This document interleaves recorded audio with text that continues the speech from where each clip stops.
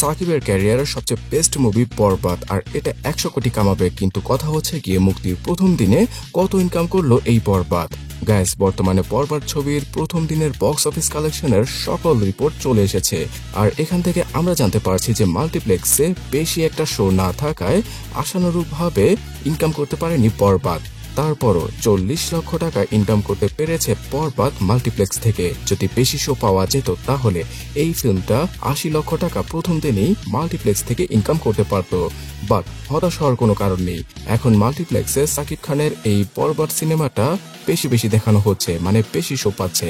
আর আশা করা যায় যে দ্বিতীয় দিনে 80 থেকে 1 কোটি টাকার মতো ইনকাম করতে পারবে বরবাদ সিনেমা মাল্টিপ্লেক্স থেকে। তাছাড়া গাইস, পুরো বাংলাদেশে এই ফিল্মটা বর্তমানে 4 কোটি 20 লক্ষের কাছাকাছি ইনকাম করেছে প্রথম দিনেই, মানে মুক্তির প্রথম দিনে ইতিহাস গড়েছে বরবাদ।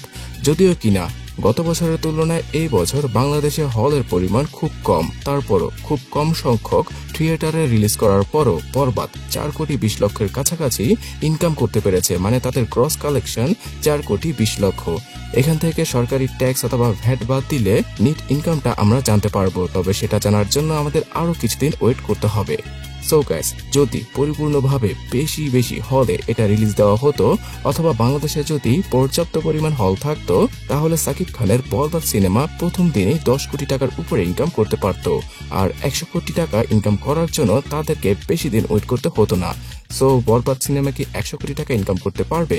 অবশ্যই কমেন্টে জানাবেন। আর সাকিব খানের বরবাদ সিনেমা ভালো লেগে থাকলে সাবস্ক্রাইব করতে ভুলবেন না।